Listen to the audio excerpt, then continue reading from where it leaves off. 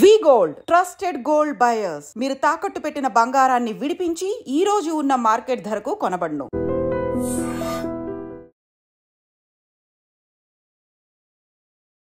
Hi hello నమస్తే, welcome back to iDream media. ఈరోజు మనతో ఉన్నారు amphi certified mutual fund distributor అయిన పిఎస్ చంద్రశేఖర్ గారు. ముఖ్యంగా మన డబ్బులు బ్యాంక్లో పెడితే సేఫ్ అంటారా, లేకపోతే ఈక్విటీ మార్కెట్స్లో పెడితే సేఫ్ అంటారా?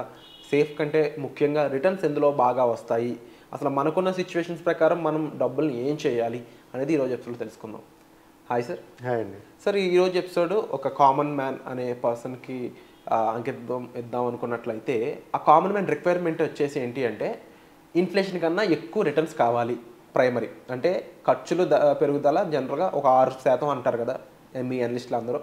సో నాకు 6% కన్నా ఎక్కువ రిటర్న్స్ కావాలి, ఫస్ట్ రిక్వైర్మెంట్. సెకండ్ రిక్వైర్మెంట్ వచ్చేసి ఏంటి అంటే, నాకు 1 కోటి రూపాయలు చూడాలని ఉంది. As a common man 1 crore అనేది ఒక కళ, ఒక డ్రీమ్ అమౌంట్ అది. సో వీటిని సాటిస్ఫై చేసేలాగా నేను బ్యాంక్లో డబ్బులు పెడితే రీచ్ అవ్వగలనా, అలాగా ఈక్విటీ మార్కెట్స్లో పెడితే రీచ్ అవ్వగలనా, ఇందులో పెడితే ఎలా ఉంటుంది సిచ్యువేషన్ అనేది కాస్త ఎక్స్ప్లెయిన్ చేస్తారా? మంచి క్వశ్చన్ అండి విరాట్ గారు. ఇప్పుడు మనం ఒకవేళ ఒక కస్టమరు బ్యాంక్లో ఇన్వెస్ట్ చేస్తే ప్రోస్ ఏంటి, కాన్స్ ఏంటి, ఉపయోగాలు ఏంటి, నష్టాలు ఏంటి? సో ఫస్ట్ బ్యాంక్స్ గురించి మాట్లాడుకుందాం సార్. బ్యాంక్స్లో సార్, బ్యాంక్స్ ఎప్పుడైనా ఏదైనా ఇన్వెస్ట్ చేసేటప్పుడు మనకి 6%, 6.5%, 7% వస్తుంది. సో దీంట్లో వాళ్ళకు ఒక ఇన్సూరెన్స్ అనేది ఒకటి ఉంటుంది సార్. దీంట్లో ఏమంటే అది దట్ ఈస్ బై DICGC, అంటే deposit insurance and credit guarantee అని ఒకటి ఉంటుంది. అది 5 lakhs అండి. ఓకే, ఎవరైనా డిపాజిట్ చేసి ఆ బ్యాంక్ ఎత్తే క్లోజ్ అయిపోతే మాత్రం వాళ్ళకి వచ్చేది 5 lakhs వరకే.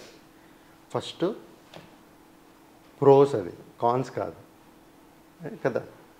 సో ఒకవేళ బ్యాంక్ దివాళీ ఎత్తేస్తే 5 lakhsలకు ఇన్సూరెన్స్ ఉంది కాబట్టి ఒక ప్రొటెక్షన్ వాళ్ళకి. ఇది ఎప్పుడైతే బ్యాంక్లో పెడతామో మనం, FD కానీ లేకపోతే ఏది పెట్టినా సరే రిస్క్ అనేది తక్కువ, రైట్? సో తర్వాత సార్, దీంట్లో ఏంటంటే బ్యాంక్లో ఒక FD కానీ లేకపోతే ఏదైనా చేస్తే ఒక ఫిక్స్డ్ ఇన్కమ్ అనేది, ఫిక్స్డ్ రిటర్న్స్ అనేది ఫిక్స్డ్ ఉంటుంది అక్కడ. ఇప్పుడు FD చేసాం అనుకోండి, 6 or 6.5 or 7 depending on the age factors, వాళ్ళకి ఆ ఫిక్స్డ్ ఇన్కమ్ అనేది వస్తుంటుంది. ఇదన్నీ ప్రోస్ అండి. కాన్స్ తీసుకుంటే సార్, మనం రిటర్న్స్ మీరు మాట్లాడారు కదా, ఒక వెల్త్ క్రియేట్ అవ్వాలి రిటర్న్స్, కానీ రిటర్న్స్ మరి 6%, 6.5% వస్తుంది. ఇన్ఫ్లేషన్ ఏమో 6% ఉంది. రిటర్న్స్ అనేది వచ్చిందే పోతుంది కాబట్టి ఆ రిటర్న్స్ అనేది ఒక cons, negative for the customer అన్నమాట. సో అదే కాకుండా ఇన్ఫ్లేషన్ మీకు చెప్పినట్టుగా 6%. సార్ ఇప్పుడు బ్యాంక్స్ పక్క పెడదాం సార్. ఇదే డబ్బులు మీరు మార్కెట్లో పెట్టాలనుకుంటున్నారు, రైట్? మార్కెట్లో మీకు ఎక్కడ పెట్టాలో తెలీదు. మా లాంటి వాళ్ళు ఉంటే అడిగితే చెప్పగలుస్తాం మేము. నేను మ్యూచువల్ ఫండ్ డిస్ట్రిబ్యూటర్ అయినా సరే ఎక్కడెక్కడ పెడితే మనకి డబ్బులు వెల్త్ క్రియేట్ అవుతుంది అనేది చెప్పగలుస్తాను నేను, రైట్? సో ప్రతి ఒక్కరికి తెలుసు కానీ చేయరు, ఎందుకంటే ఈ భయం వల్ల, ఆ రిస్క్ ఉండడం వల్ల. ప్రతి ఒక్కరు ఈ ఫియర్, ఈ రిస్క్ దాటి వచ్చి ముందుకు వస్తేనే మనకి ఏదైనా ఒక వెల్త్ అనేది క్రియేట్ అవుతుంది. లేకపోతే జీవితంలో ఏది మనం సాధించలేము. మనం వెళ్తే వదిలేయండి. ఒక చిన్న యాక్టివిటీ చేయాలన్నా కొన్ని దగ్గర మనం ఆ ఫియర్ వదిలేయాలి, ఆ రిస్క్ తీసుకోవాలి ముందుకు, అప్పుడే వెళ్ళగలుగుతాం. సరే, ఇప్పుడు మార్కెట్లో ఇన్వెస్ట్ చేద్దాం అనుకుంటున్నారు అనుకోండి. మార్కెట్లో ఇన్వెస్ట్ చేయాలి అనుకునేటప్పుడు వాళ్ళు రిస్క్ అనేది అర్థం చేసుకోవాలి. అసలు మనం పెట్టుబడి ఎక్కడ పెడుతున్నారు? బ్యాంక్స్లో పెట్టేస్తే వాళ్ళు 6% ఇస్తారు. వాళ్ళు డబ్బులు ఏం చేసుకున్నా మనకు సంబంధం లేదు. మనకు 6%, 6.5% వస్తుంది, కానీ అక్కడ వెల్త్ క్రియేట్ అవ్వట్లేదు. ఇప్పుడు మనం మార్కెట్లో పెడితే ఎలాగొస్తాయి రిటర్న్స్, ఎక్కడ పెట్టాలనేది మాట్లాడదాం సార్ ఒకసారి. సార్, మార్కెట్ అనగానే ఎక్కువ మంది ఆలోచించేది స్టాక్స్ అంటే ఈ స్టాక్స్లో కొంటే బాగా వస్తుంది. ఈ స్టాక్ అంటే కంపెనీస్ బట్టి, ఒక కంపెనీ పోర్ట్ఫోలియో పర్ఫార్మెన్స్, బ్యాలెన్స్ షీట్లు అన్నీ బాగుంది అనుకునేటప్పుడు అది బాగుంటుంది, దానికి మంచి వెల్త్ క్రియేట్ అవుతుంది అనుకున్నప్పుడు స్టాక్స్ కొనుక్కుంటుంటారు.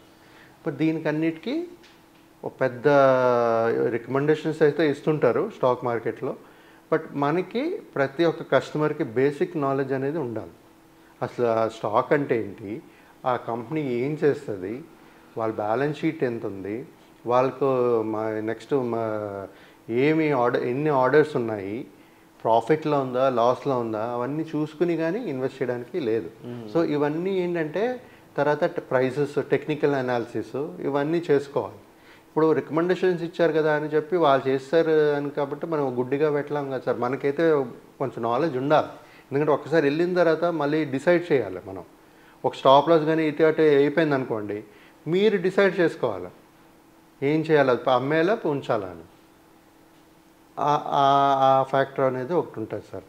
ఇప్పుడు దీంట్లో సార్ కాకపోతే ఈ మార్కెట్లో పెట్టేటప్పుడు ఈక్విటీ స్టాక్స్ అవనండి లేకపోతే మ్యూచువల్ ఫండ్స్ అనుకోండి, ఇలాంటి మార్కెట్స్లో పెట్టేటప్పుడు ఏంటంటే మనకి బెటర్ ఛాన్స్ ఆఫ్ రిటర్న్స్ అనేది ఛాన్సెస్ ఉన్నాయి, ప్రొవైడెడ్ మీ ఇన్వెస్ట్మెంట్స్ని కొంచెం డైవర్సిఫై చేసుకోవాలి. అది మీరు సొంతగా ఎవరికైతే నాలెడ్జ్ లేదో వాళ్ళు చేయలేరు. సో ఈ డైవర్సిఫికేషన్ అని చేసుకుని పోర్ట్ఫోలియో బ్యాలెన్సింగ్ చేసుకోగలిస్తే మంచి ప్రాఫిట్స్ అనేది, రిటర్న్స్ అనేది. దానికి ఎంత రీసెర్చ్ అవసరం ఉంటుంది? ఇప్పుడు ఈ పోర్ట్ఫోలియో మేనేజ్మెంట్ కానీ రీబ్యాలెన్సింగ్ ఆఫ్ ఫండ్స్ కానీ ఇది అబ్జర్వ్ చేసినట్లయితే దీంట్లో డైలీ అనాలిసిస్, ఎవ్రీ ఇన్ఫర్మేషను చాలా ఇంపార్టెంట్ అనేది నేను విన్నాను. ఒక కామన్ మ్యాన్ ఇదంతా చేయగలరా?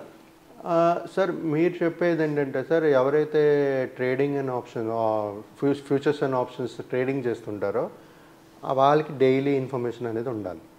అదే స్టాక్ కొనుక్కుని లాంగ్ టర్మ్లో ఆలోచించే వాళ్ళకి ఫస్ట్ రికమెండేషన్స్ ఇస్తారు, బట్ రెగ్యులర్గా మనం మానిటర్ ఆ కంపెనీ గురించి తెలుసుకుంటూ ఉండాలి. రేపు అంటే ఇవాళ మీరు పెట్టేటప్పుడు అన్నీ బాగానే ఉన్నాయి, డౌన్ ద లైన్ రేపు 2-3 years తర్వాత అది బాగాలేదు అనుకోండి, సో మీరు అక్కడి నుంచి తీసేసి ఎగ్జిట్ అయ్యి ఇంకో కంపెనీకి వెళ్ళాలి కదా. సో అవన్నీ తెలియాలి కదా మీకు, అవన్నీ తెలుసుంటేనే చేయగలుగుతారు. ఇప్పుడు ఫండ్ అయితే ఏఎంసీ గురించి కూడా ఐడియా ఉండాలంటూ ఉంటారు. ఏదండి? ఇప్పుడు ఏదైనా ఫండ్ ఉందనుకున్నాం, ఫర్ ఎగ్జాంపుల్ ఇందాక ఈక్విటీ కాబట్టి కంపెనీ అన్నారు, ఇప్పుడు ఫండ్ అనుకుందాం, ఫండ్లో పెట్టారు. ఫండ్లో పెట్టినప్పుడు ఆ ఏఎంసీ ఎట్లా వర్క్ చేస్తుంది, ఆ ఫండ్ మేనేజర్ ఏం చేస్తున్నాడు, దాని మీద ఏం జరుగుతుంది, ఇది కూడా అనాలిసిస్ చాలా ఇంపార్టెంట్. కరెక్టేనండి. ఇప్పుడు డైరెక్ట్గా చాలామంది ఇన్వెస్ట్ చేస్తుంటారు. సో వాళ్ళకి చాలామందికి 90-95% of the people don't know. అలా కొనేస్తున్నారు, రికమెండేషన్ కనబడుతుంది, కొనేస్తున్నారు. బట్ ఒక నాలెడ్జ్ లేనప్పుడు మనం ఏం చేస్తాం, ఇప్పుడు మ్యూచువల్ ఫండ్స్ ఇన్వెస్ట్ చేసేటప్పుడు ప్రతి ఒక్క ప్లాన్కి, ఒక స్కీమ్కి ఒక ఫండ్ మేనేజర్ ఉంటాడు. ఫండ్ మేనేజర్ మేనేజ్ చేస్తుంటాడు ఆ నెంబర్ ఆఫ్ స్టాక్స్ ఆ ప్లాన్లో. సో అక్కడ ప్రొఫెషనల్ ఉన్నారు. సో రెగ్యులర్ యాక్టివ్గా చేంజెస్ ఏదైనా కావాలి అన్నప్పుడు మానిటర్ చేస్తూ ఉంటారు ఆయన. అదే ప్యాసివ్ ఫండ్లో పెట్టుకున్నారనుకోండి, అంత యాక్టివ్గా ఇది ఉండదు, పోర్ట్ఫోలియో బ్యాలెన్సింగ్ అవన్నీ ఉండవు.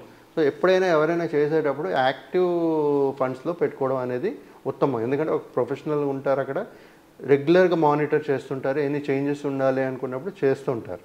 సార్ ఇలాంటి మ్యూచువల్ ఫండ్స్లో కానీ ఏదైనా పెట్టుకుంటే మనం రిస్క్ అనేది తగ్గించుకుంటూ మనం వెల్త్ కూడా క్రియేట్ చేసుకోవచ్చు. రిటర్న్స్ అనేది మనకు ఆన్ యావరేజ్ 12-15% మనం ట్రాక్ రికార్డ్ చూసుకుంటుంటే అలాగే వస్తున్నాయి. కాబట్టి అదే ప్లాన్ చేసుకుంటూ మనం ఒక గోల్ అనేది సెట్ చేసుకుని ముందుకు వెళ్ళొచ్చు అండి.